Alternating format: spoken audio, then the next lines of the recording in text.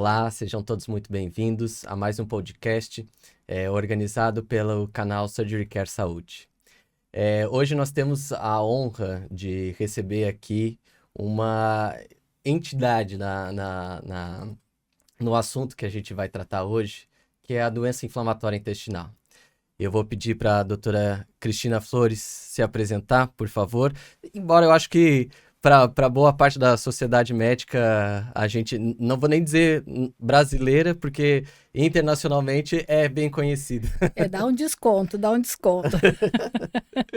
É um prazer enorme, Wagner, estar aqui podendo conversar contigo e nesse canal da Surgery Care para esclarecer um pouco mais para os nossos pacientes o que é doença inflamatória intestinal e os desdobramentos disso. Muito bem. Eu agradeço o convite. E, nossa, eu que me sinto honrado de poder fazer isso, de verdade. Cris, me conta, de onde é que tu veio, qual é a tua formação, tua área de atuação? Certo. Bom, eu nasci em Porto Alegre, sou de Porto Alegre, fiz faculdade na Universidade Federal do Rio Grande do Sul, em Porto Alegre. Uhum. Acabei fazendo minha residência lá, tudo, hospital de clínicas, e fiz meu mestrado, meu doutorado e por aí vai. E há aproximadamente 20 anos, eu resolvi me dedicar para a doença inflamatória intestinal. Na verdade, Pouquinho tempo aí. na verdade, é uma paixão que começou ainda na faculdade, mas é lógico, a gente sempre começa cuidando de tudo na gastroenterologia, mas à medida que eu consegui, eu fui me direcionando para aquilo que realmente me fascinava, né, são as doenças inflamatórias do intestino. Legal. Os pacientes e a comunidade médica fica feliz por esse seu gosto, com certeza.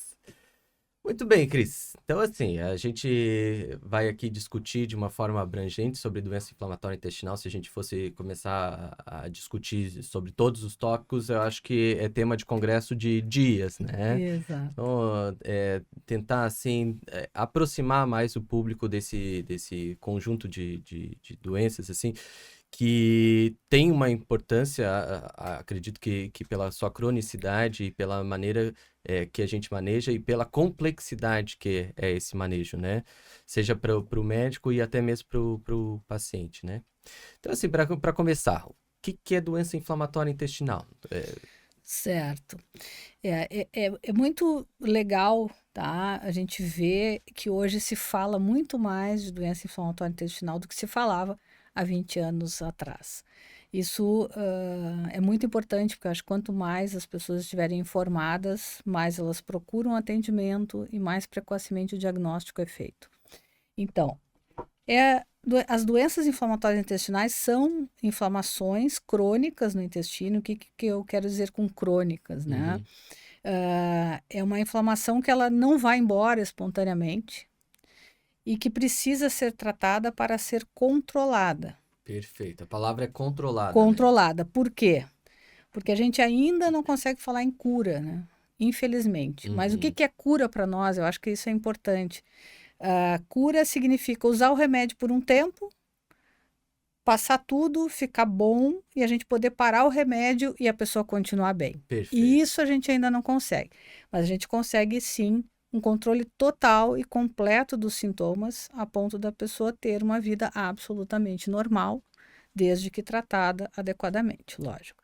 Então, essa inflamação crônica no intestino, ela se estabelece, a gente não sabe qual é o gatilho, mas eu costumo dizer que um curto-circuito acontece no sistema, na resposta do nosso sistema de defesa a nível do intestino, que desencadeia aquele processo inflamatório e o nosso sistema de defesa não consegue voltar para um estado de repouso, que seria o normal. E aí isso se perpetua, né, como um curto-circuito mesmo. Então, assim, a gente pode entender a doença inflamatória intestinal é algo que é multifatorial, né? Tem algo que desencadeia esse curto-circuito, que a gente não sabe exatamente em que ponto que isso acontece, mas existe uma predisposição genética? Como é que funciona do indivíduo? Certo, isso é bem interessante, né? Porque, obviamente, como eu comentei, é uma resposta imunológica alterada, inadequada, né? Então, eu costumo dizer que a genética, ela tem um pano de fundo, ela seria o solo fértil, vamos dizer, onde a gente começa a jogar as sementinhas dos fatores de risco para o desencadear dessa inflamação crônica. Embora existam mais de 130 genes já identificados como genes que podem aumentar a chance da pessoa desenvolver doença inflamatória, eles explicam apenas 30% das doenças inflamatórias. Então, só 30% das pessoas têm outras pessoas na família, né, e tudo mais. Então, a gente já sabe de todos esses anos de estudo que, embora a genética possa existir como pano de fundo, os fatores chamados ambientais são os mais importantes. O que eu quero dizer com ambientais, né? Aí a gente entra nos alimentos industrializados, nos espessantes, nos corantes, nos antioxidantes. A gente entra no uso de muito antibiótico na primeira infância, porque nós sabemos que existe a chamada flora intestinal, que hoje a gente chama de microbiota, né? Ela é diferente entre as pessoas que têm doença inflamatória e as que não têm. Então, antibiótico é uma coisa que acaba entrando muito na composição dessa flora intestinal e alterando. Isso também pode contribuir. Perfeito. Então, são vários fatores, principalmente ambientais. Acreditamos mais mesmo nas questões alimentares e tudo que pode alterar a composição dessa microbiota. Hoje, cada vez mais a gente tem estudos, né, que a gente discute sobre situações que antes a gente não falava, sobre causas, inclusive, de alteração de hábito intestinal, né, não relacionadas somente Sim. à doença inflamatória intestinal, mas à constipação crônica, à diarreia crônica, aquilo que a gente muitas vezes só colocava dentro de um escopo de síndrome do intestino irritável. Hoje a gente percebe, a gente sabe que tem algumas alterações da microbiota que estão relacionadas a isso, né? Essa sintomatologia do paciente. Mas ainda assim é uma coisa que me parece que pouco palpável ainda, mas que espero que em breve a gente consiga destrinchar isso melhor, né? Isso aí, tem muito, muito estudo nessa área e sempre assim, o nosso desejo é encontrar a causa, né? Mas como eu sinceramente acho que não tem a causa, é um conjunto de fatores, fica difícil, né, da gente atuar num fator de cura, né? Exato. Perfeito. Então, talvez a gente descubra qual é o ponto do curto-circuito no sistema imunológico que possa atuar ali, né? Mas nos fatores que levam à doença é bastante Os fatores de difícil. risco, né? Predisponentes, né? Isso. Deixa eu te perguntar, Cris. Doença inflamatória intestinal. Ela é uma única doença? Como é, assim, conceitualmente, né? Porque isso é um guarda-chuva, né? Um guarda-chuva de doenças, assim. Exato. Hoje nós dividimos as doenças inflamatórias intestinais em duas doenças principais, né? A retocolite ulcerativa e a doença de Crohn. Mas nós temos, no fundo, nós temos a plena consciência de que quando a gente está falando em doença de Crohn, existem tantos jeitos diferentes dessa doença de Crohn se apresentar, que no fundo a gente acha que nós estamos colocando sobre o mesmo nome, talvez doenças um pouquinho diferentes. Perfeito. Mas hoje nós temos assim, retocolite, doença de Crohn, embora haja em torno de 10% dos pacientes em que a gente diz que tem uma colite não classificada, ou seja, a inflamação no intestino grosso não traz elementos para nós que nos permita distinguir entre retocolite e Crohn. Então, a gente diz como uma colite não classificada. Né? E cada uma delas, obviamente, tem características diferentes, por isso que a gente consegue pelo menos dividir em duas doenças principais. Que são basicamente, o que tu me diferenciaria? Acho que o principal, assim, pensando que a doença de Crohn, ela pode afetar qualquer parte do tubo digestivo, né? Então, assim, aftas na boca, pode eventualmente inflamar o canal da comida, que é o esôfago, o estômago, embora só 3% dos pacientes tenham acometimento alto, né? Depois vem o intestino delgado, o intestino grosso, feridas e alterações como fístulas na região perianal. Essa é a doença de Crohn, que pode afetar qualquer parte, embora a área mais comum seja no finalzinho do intestino delgado, no início do grosso, né? Que a gente chama de íleo. Isso aí. Íleo e região ilho-secal. Enquanto que a retocolite ulcerativa, ela só afeta o intestino grosso. Ela não inflama outra parte do tubo digestivo. Por isso que quando a inflamação é no intestino grosso apenas, às vezes é difícil de fazer a diferenciação. Mas, por exemplo, a retocolite ulcerativa, ela inflama desde o reto, ela pode subir e inflamar todo o intestino grosso ou parte dele, mas de uma forma mais homogênea e contínua. E o Crohn não, a gente costuma dizer que ele é saltitado, né? Inflama uma área, depois pode ter ao lado, ou logo depois uma área normal, outra área inflamada e assim por diante. Então a gente consegue fazer algumas diferenças. Uma dúvida, assim, né? Porque o paciente hoje, ele chega pra gente no consultório, ele não chega mais completamente leigo, né? Ele tem acesso à informação, Sim. embora muitas vezes informação não de qualidade, justamente por isso que a gente está aqui hoje, né? Pra gente poder conversar de uma forma maciça e mais assertiva sobre a situação. Mas, assim, mais de uma vez eu já me deparei, assim, levando em consideração as diferenças de doença de Crohn e retocolite ulcerativa, e o padrão de acometimento, dá para dizer que uma é mais séria que a outra ou não? Essa é uma pergunta super comum no consultório, né? O que é pior, doutora, ter doença de Crohn ou ter retocolite ulcerativa? Eu diria assim, depende da intensidade da inflamação da doença que o paciente tem. Perfeito. Então, assim, é lógico que a doença de Crohn, ela tem uma complexidade maior basicamente por inflamar todas as camadinhas do intestino e isso poder trazer algumas complicações que a retocolite não costuma trazer, tá? Mas de uma forma em geral, depende. Posso ter um Crohn leve, uma retocolite muito grave e intensa e vice-versa. Claro que por essa razão de característica de inflamação, é mais comum ter um Crohn mais intenso do que ter uma retocolite mais intensa. De acordo. Mas não dá para dizer assim o que é pior. São entidades diferentes e vai depender do grau de inflamação. Perfeito. O grau de inflamação. Aí, assim, para o público que está em casa, né? Se ele colocar hoje no Google doença inflamatória intestinal e ver o escopo de sinais e sintomas que pode haver, ele vai se assustar, né? Sim. Pergunta é assim, o que chamaria a atenção, né? Levando em consideração que dentro da medicina é sempre melhor a gente fazer o diagnóstico mais precoce possível. O que sinais e sintomas que deve chamar a atenção do paciente? Certo. Para que ele procure um atendimento médico?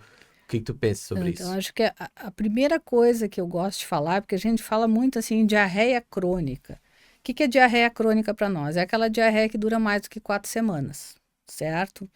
Só que muitas vezes, na doença inflamatória intestinal, a pessoa pode ter diarreia intermitente, na verdade. Então, ela tem 1, 2 semanas, eu comi alguma coisa, daí tem cólica, diarreia, depois melhora. Passa um mês de novo, né?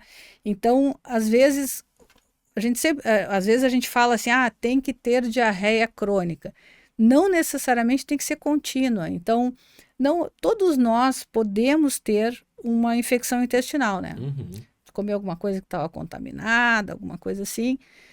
Umas 2 por ano, principalmente no verão e tal, todo mundo pode ter. Perfeito. Mas se começar a ter a cada 1, 2 meses, tem uma crise de diarreia e cólica, né? Ou de diarreia com muco, que é aquele como se fosse um catarro nas fezes. Ou eventualmente sangue, ou cólica. Então, essas coisas têm que chamar atenção. Não só o fato de começar com diarreia que não para por mais do que 4 semanas, mas também desse vai e vem de sintomas. Como a retocolite sempre afeta o intestino grosso, o mais comum é diarreia com muco, pus e sangue. Né? A gente diz, esse é o clássico. A doença de Crohn, como muitas vezes não afeta o intestino grosso e sim o final do intestino delgado, muitas vezes essa diarreia não tem pus e sangue. É uma diarreia mais líquida mesmo, né? Uhum. Mas se o Crohn afetar principalmente o intestino grosso, os sintomas são absolutamente Semelhantes. iguais, né? Uhum. Assim, o que me parece é que o paciente ele tem que ter uma noção de que alguma coisa está errada, Exato. né? Extrapolar, porque é aquilo que a gente fala no jargão médico, né? O paciente muitas vezes não lê o livro, né? Não lê o livro de É, medicina. Então, assim, ele tem que extrapolar o conceito, né? De diarreia crônica é aquela que se segue exato. por 4 semanas. A partir do momento que ele tem uma alteração de hábito intestinal, que ele tinha um hábito intestinal regular, e ele passa a ter uma alteração, passa a ter sangue nas fezes, passa a ter muco nas fezes, isso deve chamar atenção, né? Exato. Tu teria, além da alteração de hábito intestinal, esses sintomas, alguma outra coisa que te chama atenção, assim? Isso, eu já estava até segurando a respiração. Porque Uma coisa que cada vez mais, porque assim, pode dar febre intermitente? Pode, não é tão comum, mas pode. A pessoa pode ter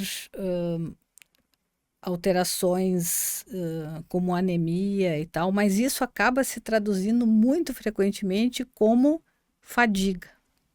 Então, Perfeito. acho que o sintoma fadiga, que é aquela coisa assim, não é a pessoa estar deprimida sem vontade de fazer as coisas, é assim, é querer fazer as coisas e não ter energia para fazer. Uhum. Então, isso a gente chama de fadiga. Isso é bastante comum, tanto pelo fato de ter uma inflamação crônica, mesmo quando os sintomas não estão tão evidentes. Eu sempre digo, tem aquela inflamação que é aquela briga constante, um gasto de energia extra. Com certeza. Então a pessoa pode se sentir com essa fadiga, com falta de energia e tal. Se tem anemia, pior ainda, né? Mas às vezes, mesmo sem anemia, a fadiga acontece e isso tem que chamar atenção também. Assim, puxa, mas eu não tenho energia para fazer as É coisas. a cronicidade da doença, né? Isso. Castiga é a cronicidade da doença, Exato. né? E um detalhe que eu acho que vale a pena, embora nós atendamos mais adultos, né? Eu acho que sempre vale a pena a gente comentar. Na criança, muitas vezes o principal manifestação é a criança não está crescendo e ganhando peso. Tá? Então, isso tem que chamar atenção. Às vezes, não tem tanta diarreia. A criança pode reclamar um pouquinho de dor abdominal, mas o fato é ela não está ganhando peso e não está crescendo como deveria. Justamente por conta dessa perda de energética mesmo, né? Dessa demanda de ficar lutando ali naquela inflamação e não Exato. consegue dirigir os nutrientes para o que seria o adequado, né? O crescimento, né? Perfeito. Isso aí. Perfeito. Falamos, inclusive, agora, né, da população pediátrica, assim. Tem alguma faixa, uma faixa etária ou um tipo relacionado a gênero, a idade? Quais são as pessoas mais acometidas por doença inflamatória intestinal? Certo. Não existe diferença significativa entre o gênero, né, e sexo. Uhum. Não existe. Agora, a gente chama de pico de incidência, quando é mais comum as pessoas aparecerem, né, ou abrirem um quadro de doença inflamatória intestinal entre 15 e 35 anos na doença de Crohn Uhum. e entre 20 e 40 anos na retocolite ulcerativa. É discretamente diferente, mas é Uma discretamente pequena diferente. nuance, né? Sendo que isso também é discutível. Tem estudos que mostram e estudos que não mostram. Na prática, a gente vê muito um pequeno aumento de novo lá na sexta e na sétima Isso década. aí, isso aí. Na prática, a gente tem visto bastante isso, viu? O pessoal de 60, 70 anos abrindo um quadro de doença inflamatória intestinal. Para ambas as doenças. Para ambas as doenças. Assim, da minha experiência, acabei encontrando mais pessoas com mais idade desenvolvendo retocolite do que É doença de Crohn. Mas é interessante. interessante saber. Mas Interessante. isso que tu comentaste também é importante. No idoso, tem o Crohn de cólon do intestino grosso, a colite de Crohn mais comum do que a doença de Delgado. Perfeito. Um Interessante. acometimento que é interessante. Que se sobrepõe mais à retocolite, que é só no intestino grosso Perfeito. também, E como né? as doenças se sobrepõem, né? Às vezes Exato. o diagnóstico Qual será o fator disso? Infelizmente, a gente não sabe. ainda não A sabemos. gente tem muitos gaps, né, de conhecimento ainda dessas causas e características. A partir do momento que eu tenho que o paciente ele tem esses sintomas, ele procura assistência médica, como é que se procede a investigação? Certo. Como é que a gente chega? Porque aí a gente tem sinais e sintomas inespecíficos, que podem, inclusive, estar associados a outras doenças, né? Como é que a gente chega, assim? Existe uma maneira diagnóstica assertiva de doença inflamatória intestinal? Certo. Bom, a gente tem. Eu sempre gosto de ressaltar que uma anamnese bem feita é o primeiro grande passo para um diagnóstico. Sempre será, né? Sempre será.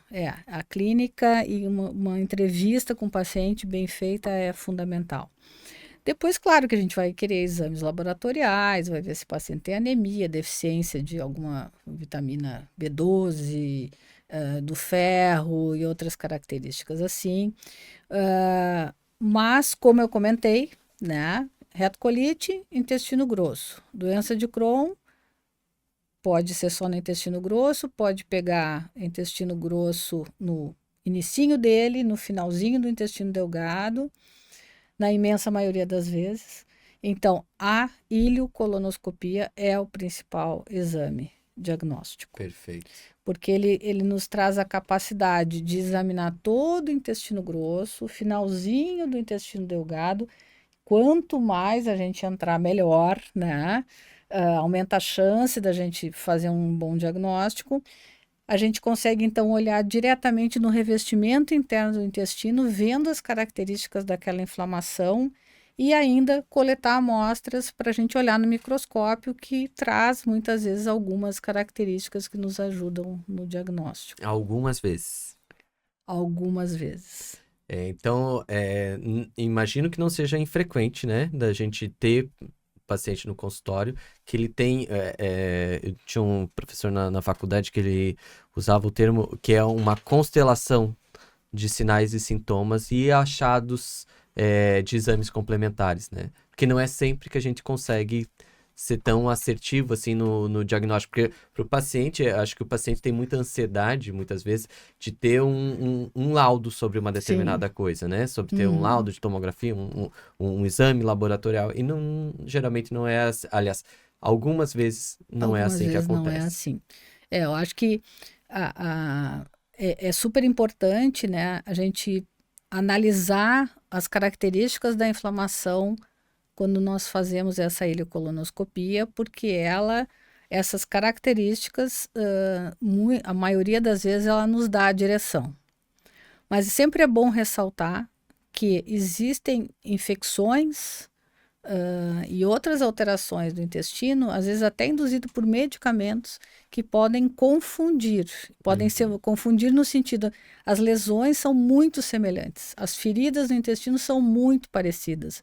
E nem sempre a gente consegue fechar o diagnóstico assim, de cara, né? Perfeito. E aí, na avaliação seriada... Normalmente, o acompanhamento disso, que a gente vai separando, né, as coisas. E, de novo, vem a questão da anamnese, né? Que é a entrevista com o paciente. Porque a gente já vai com o olhar para ele colonoscopia, pensando, olha, eu tenho que pensar isso, isso e isso. Vou lá ver agora as características para ver o que fecha melhor. Perfeito. Né? Então, isso é... Tem... Parece tolo perguntar, mas assim, acho que isso tem que ser bem registrado. Tem diferença de um diagnóstico nessa situação ser feito, levando em consideração que é uma doença crônica, né? Ser feito precocemente, o tempo em que se leva para fazer o diagnóstico impacta na qualidade de vida desse paciente? Com certeza. Primeiro, assim, qualidade de vida é muito impactada por essas doenças, né? que é aquela coisa assim que o paciente ele se sente inseguro de sair de casa, de trabalhar, de ter vida social, ele sai de casa mapeando o banheiro, né? Então, impacta muito na qualidade de vida.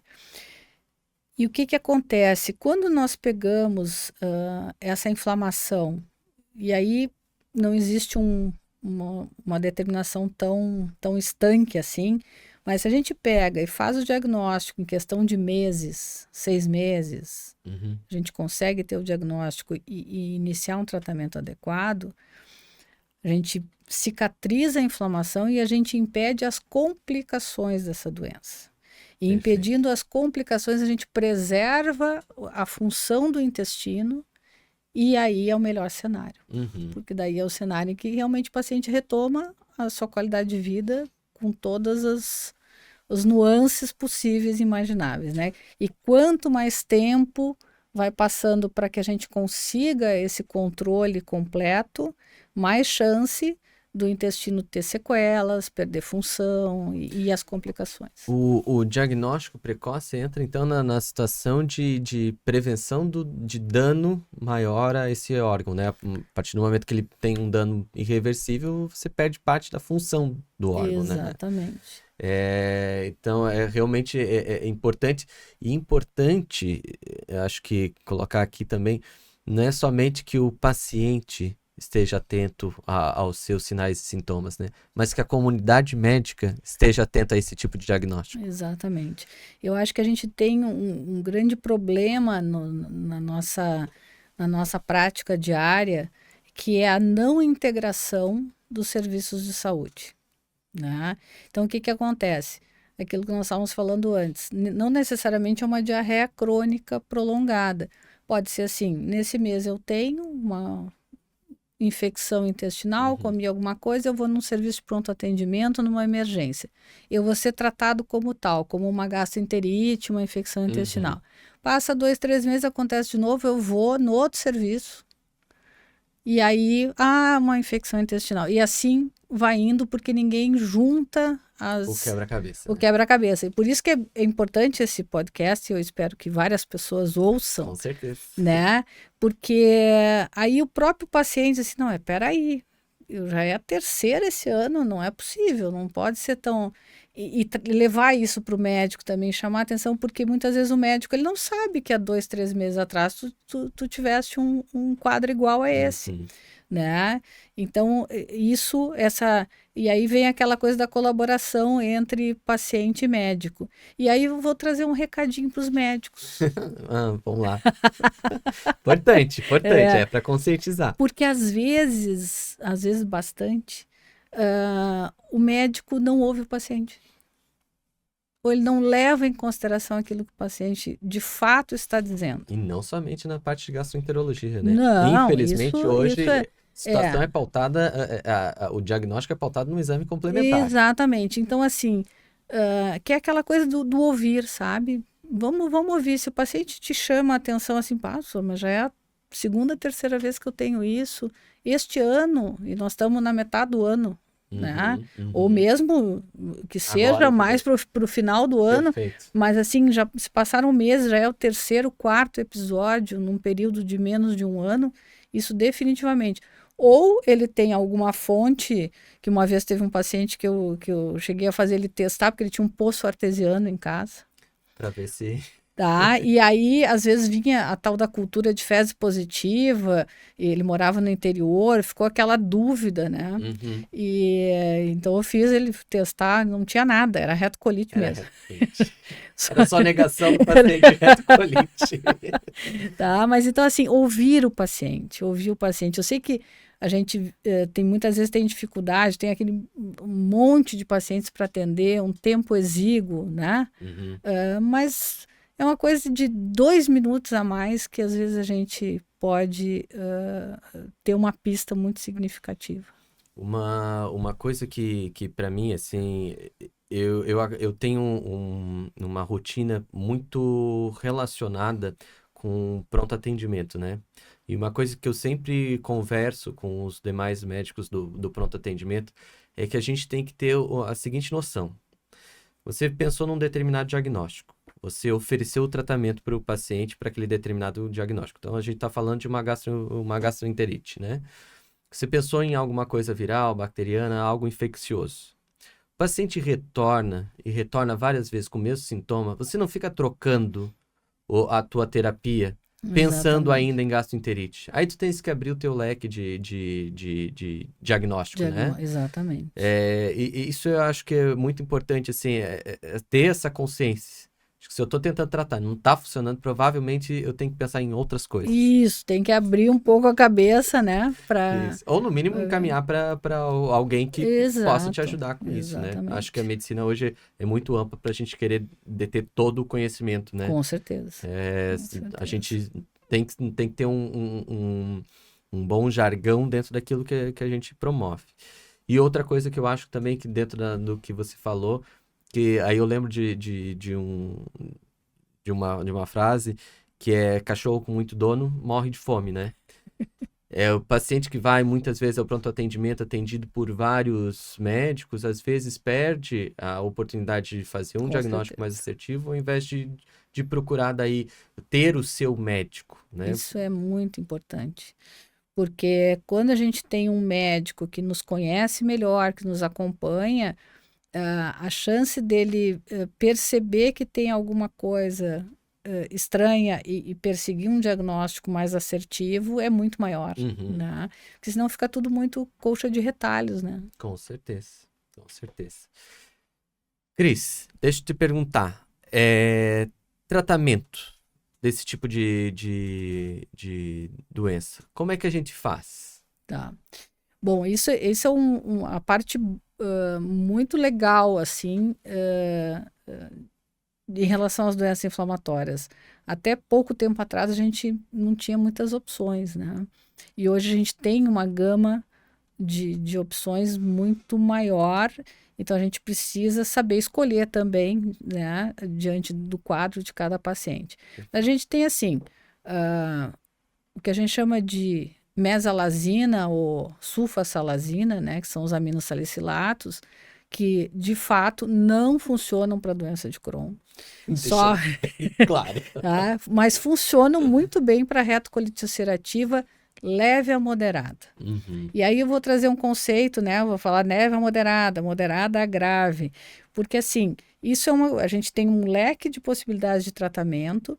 E como é que nós vamos escolher assim? Então a primeira coisa que a gente faz é avaliar a intensidade da inflamação de cada paciente. Então, se ele tem uma retocolite que a gente aí tem parâmetros que são relacionados a número de evacuações, se tem sangue em todas as evacuações, não tem, se tem febre, se não tem anemia. Então, uma série de parâmetros que a gente usa, a gente diz assim, não, esse paciente tem uma retocolite leve a moderada. A probabilidade dele ficar muito bem apenas com essas medicações, mesalazina, sulfasalazina, é muito grande. Então, a gente vai uhum, começar por aí. Mas se é um paciente que já tem critérios para a gente dizer, não, é um moderado a grave, a gente vai acabar usando corticoide uhum. para tirar da crise, mas sempre com a consciência de que o corticoide ele é apenas uma ponte para um tratamento mais eficiente. Corticoide continua sendo ainda um remédio que funciona muito rápido, mas ele tem muitos efeitos colaterais, então a gente não quer usar muito tempo. Essa era a minha pergunta. Por que a gente não pode usar corticoide por muito tempo? Então assim, porque ele, além das coisas estéticas que no momento que a gente está tratando muitos adolescentes e ninguém gosta, né? Então, espinha, estria, ficar com o rosto inchado, esse tipo de coisa assim, ele tem efeitos colaterais mais graves, vamos dizer assim, que é o aumento da pressão, é o aumento do açúcar no sangue, Uhum, né? Induzindo um diabetes, osteoporose, quer dizer, tirar aquela a riqueza de cálcio que tem no osso, né? E o osso fica todo poroso, com facilidade para fratura. fraturas. Então, catarata no Uhum. olho, né, precoce. Então, são efeitos a médio e longo prazo que a gente não gosta e não quer que o paciente tenha. Então, a gente procura sempre um tratamento mais eficaz. Como, e eu não falei no início, então eu vou falar agora, o principal da doença inflamatória realmente é o nosso sistema de defesa passar a não reconhecer as bactérias que fazem parte da nossa flora, da nossa microbiota intestinal. Perfeito. Porque eu digo que existe um acordo de cavalheiros entre as bactérias que fazem parte da nossa microbiota e o nosso sistema de defesa. E eles se toleram, né? E cada um faz o seu papel que tem que fazer, porque a microbiota também tem um papel importante. E os nossos soldadinhos, que são os nossos linfócitos, né, das células do nosso sistema imunológico, está ali de prontidão. Sempre que entra um invasor, o nosso sistema de defesa, ele se arma, vai lá, produz o processo inflamatório, que é para matar mesmo o invasor. Depois que eliminou o invasor, ele volta ao seu estado de repouso e tolerância.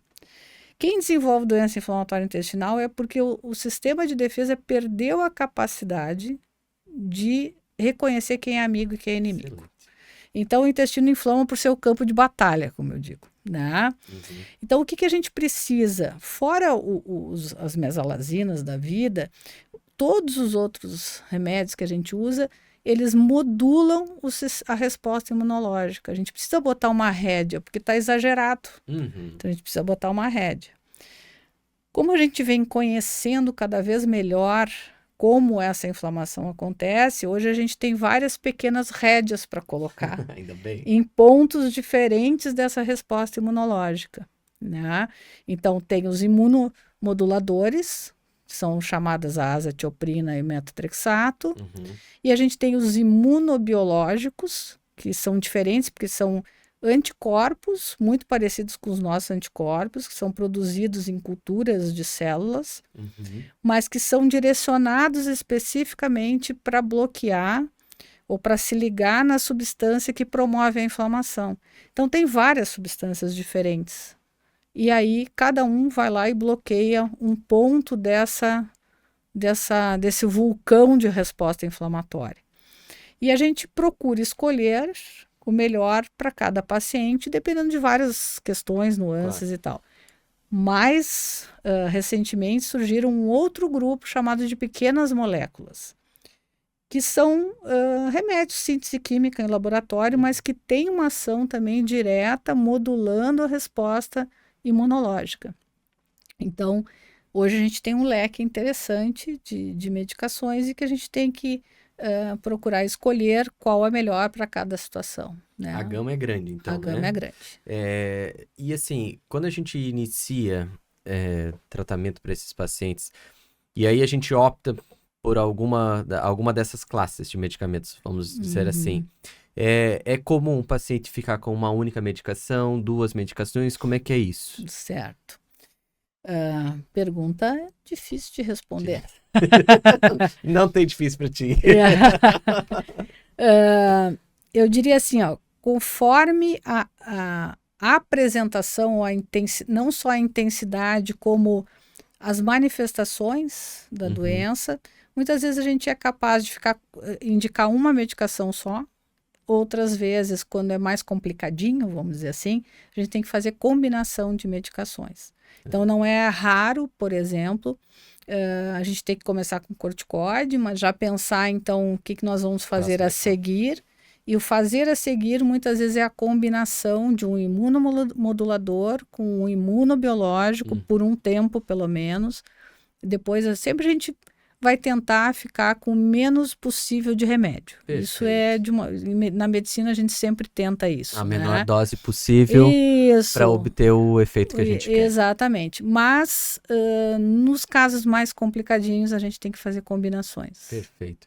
Aí, assim, isso é parte da rotina de quem tem doença inflamatória intestinal, mas tem as pessoas que estão iniciando agora. E assim, por curiosidade, esse tipo de tratamento, ele é via oral, ele é injetável? Como é que é feito, assim, brevemente? Certo. Ele tem que fazer isso dentro do hospital? Tá. Bom, não precisa fazer dentro do hospital, tá? Perfeito.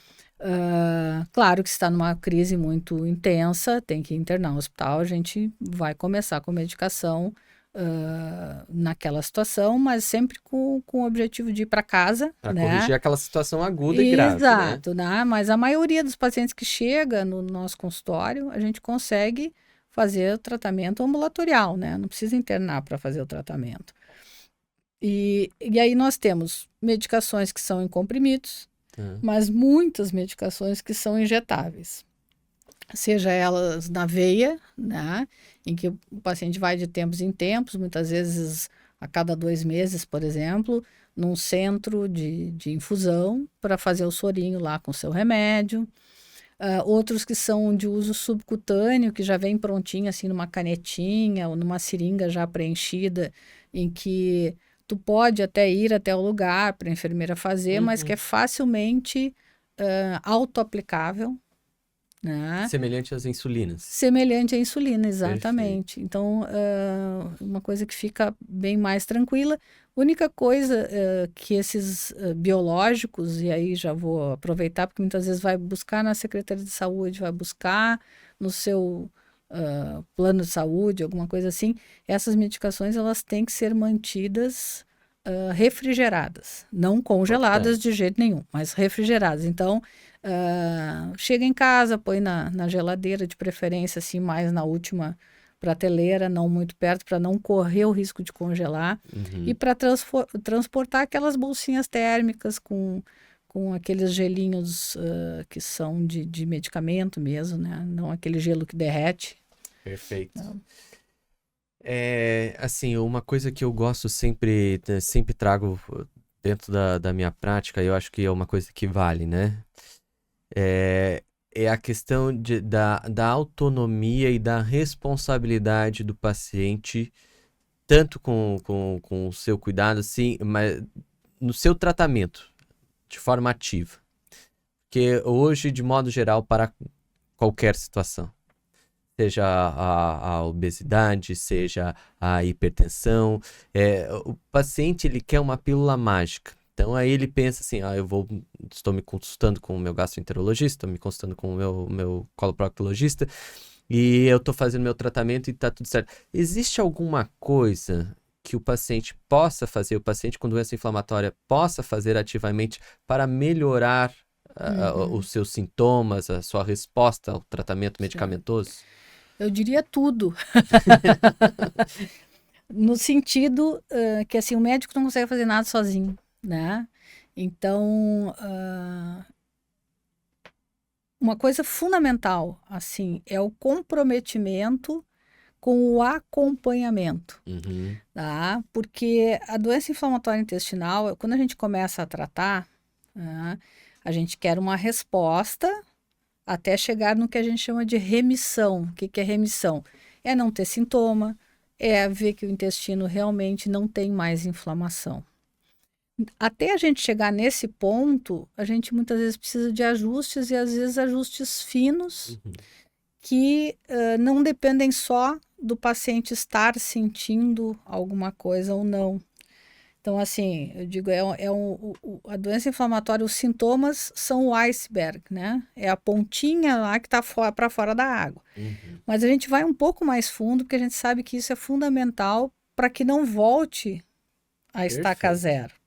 Então, o comprometimento com o acompanhamento, o monitoramento que o médico vai propor é fundamental. Então, assim, quando a gente diz, olha, volta em 3 meses, é para voltar em 3, não em 6, né? Importantíssimo. Porque às vezes a gente perde o melhor momento para ajustar o tratamento. Essa é uma das coisas. A outra coisa é realmente assim, estilo de vida.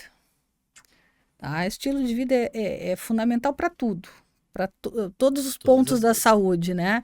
Mas na doença inflamatória intestinal, vocês viram que eu toquei no início da nossa conversa em alimentos, né?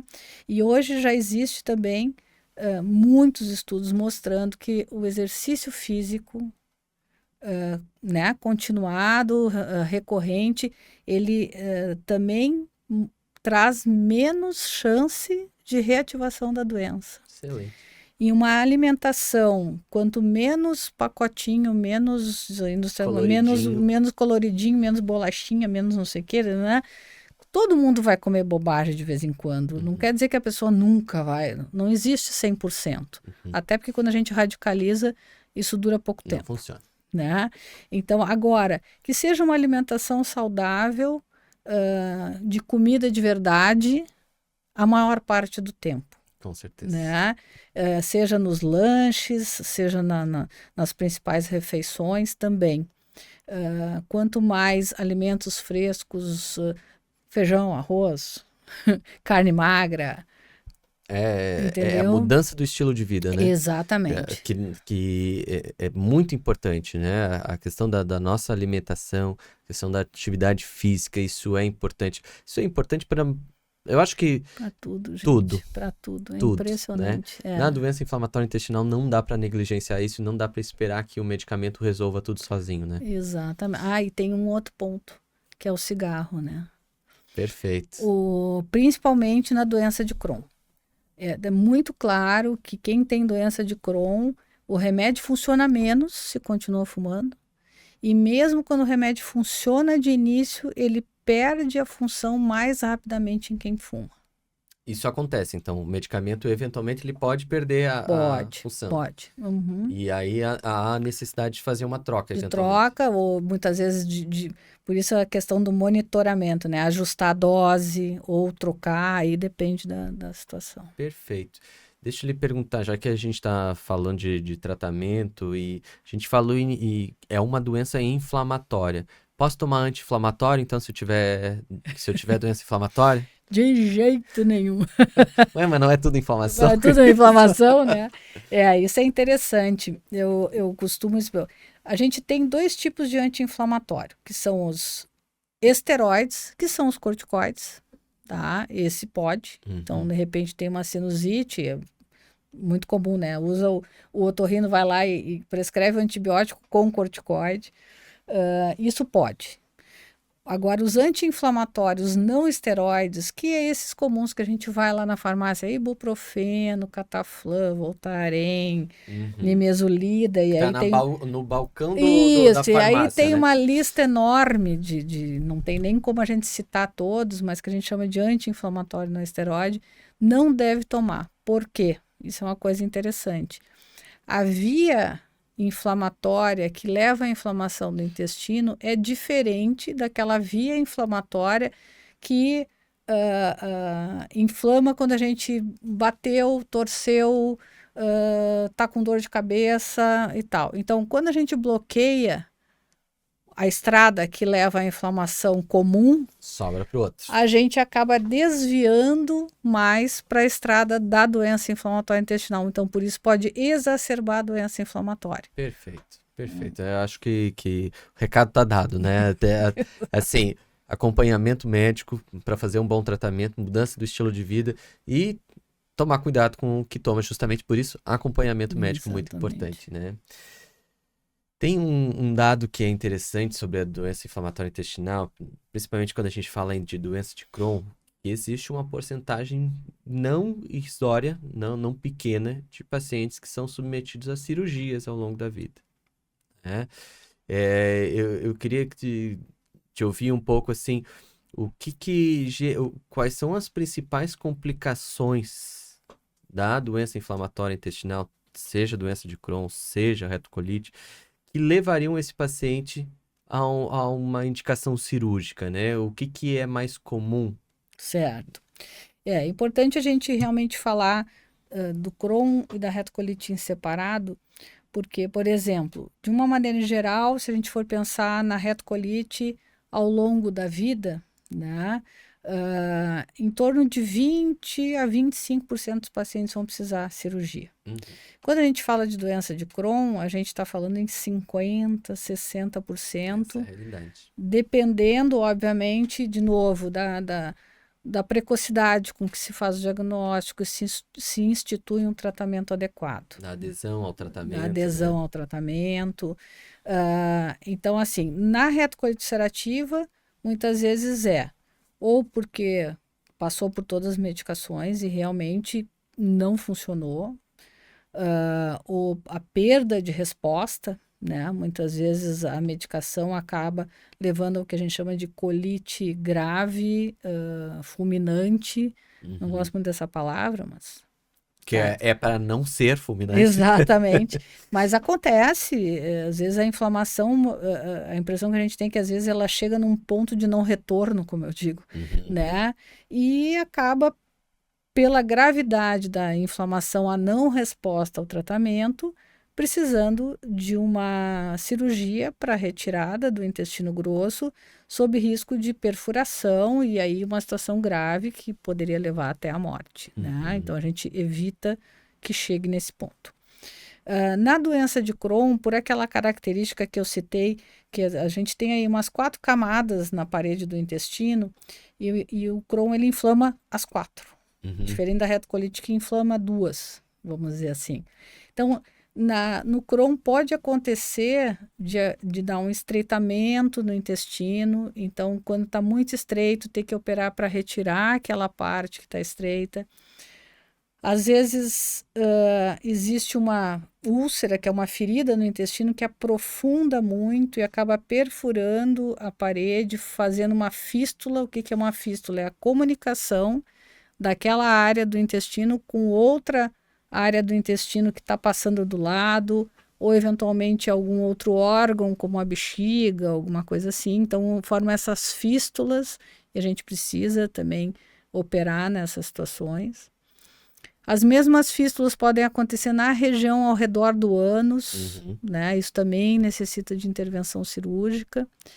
E tanto na retocolite quanto no Crohn de intestino grosso, quando a inflamação não é bem controlada e principalmente por um período mais longo, a gente sabe que existe um pouco mais de risco do que da população em geral desenvolver câncer, Perfeito. né?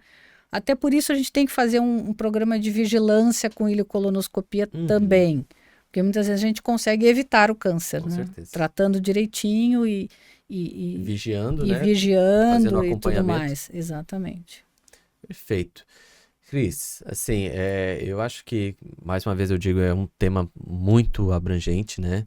Eu queria saber, assim, entre as considerações finais, assim, o que que tu enxerga, já que tu tá trabalhando, tu trabalhas na vanguarda disso, assim, a doutora Cristina tem um trabalho extenso com isso já há algum tempo, como eu disse, tem um renome fantástico nisso.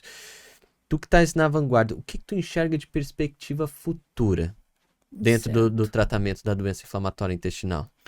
Eu sou muito otimista, tá? Com o que está acontecendo, assim, e que a gente vê cada vez mais o conhecimento de como acontece essa trama de resposta imunológica e com isso a gente conseguindo bloquear pontos dessa resposta que levam à inflamação, a gente tem cada vez mais a possibilidade de realmente bloquear essa inflamação toda e cicatrizar o intestino e ficar tudo bem, né? Eu acredito que nós estamos conhecendo cada vez mais as pequenas nuances entre uma doença de Crohn de uma pessoa e de outra, e retocolite de uma pessoa e de outra, e cada vez mais a gente vai conseguir personalizar o tratamento. Perfeito. Tá? Então, o nosso sonho é que chegue o momento em que a gente tenha exames, né, em que a gente tenha assim, olha, esse paciente tem a doença de Crohn com tal e tal e tal característica, então esse é o melhor remédio para ela. E assim por diante, né? Então eu acho que a gente vai chegar no ponto em que a gente vai poder fazer um painel de exames, caracterizar a nível molecular e poder ter assim, olha, a bala de prata certeira para cada, entendeu? Para cada uma. Esse eu acho que é a perspectiva que a gente tem. Eu tinha um chefe na residência que ele falava, aplicado aí às neoplasias de cólon, né? Quando a gente fala de tumor de cólon, falava que hoje a gente trata mais ou menos tudo da mesma forma, né? Cirurgia e dentro do escopo de radioterapia, mas que, na verdade, apesar da gente tratar tudo da mesma forma. Com certeza são doenças diferentes, porque a gente vê que a manifestação no paciente muda de paciente para paciente, né? Exato. E eu acho que na doença inflamatória, ainda mais, né? Eu acho que a gente está vendo isso, esse avanço no tratamento do câncer, por exemplo, do câncer de mama, né? A gente já vê muitos marcadores que já determinam um tratamento diferente com muito mais sucesso. Eu acho que a gente vai ter esse caminho na doença inflamatória, assim. Fico otimista junto Certo. contigo. Cris, eu queria te agradecer muito, muito por estar aqui. Tô muito feliz, assim, de ter tido esse bate-papo contigo, de verdade. É fantástico, dá para passar uma tarde inteira aqui falando contigo, de verdade. Foi muito bom. Eu que agradeço, estou muito feliz de estar aqui contigo. Que legal, guri. É bom, é bom. Muito bom. Bom, tens considerações finais, Cris? Não, acho que é isso. O paciente precisa ajudar o médico a cuidar dele. Esse é o recado principal. Perfeito. Muito participativamente, né? Exatamente. As pessoas têm que se responsabilizar dentro do seu cuidado. Exatamente. A coisa funciona, né? Com certeza. Eu acho que foi-se o tempo em que o médico detinha todo o grande conhecimento, né? A coisa, para mim, assim, medicina são dois humanos ou mais, e, né, envolvidos em tentar solucionar, resolver, abrandar. Exatamente. E eu acho que o médico ele tem um papel também de ensinar o paciente sobre a sua doença. Importantíssimo. Entendeu? Quer dizer, o paciente, quanto mais ele souber sobre a sua doença, melhores decisões ele vai tomar também. Então, aí vira uma relação realmente de simbiose em que todos conseguem resultados melhores. Para mim, assim, o médico ele tem o conhecimento e ele consegue, junto com o paciente, determinar o que é melhor para ele, qual é o melhor caminho. Acho que isso é... Sem dúvida. Essa é a parte legal da medicina, na verdade, né? Muito bem. Pessoal, acho que fantástico. Gostaria de agradecer a todos que nos acompanharam aqui até o final. E fique ligado no canal Surgery Care Saúde, que com certeza a ideia aqui é trazer pessoas para a gente discutir saúde e estar junto com a população para que a gente possa promover saúde, cuidado e, enfim, informação de qualidade, sobretudo. Muito obrigado mais uma vez.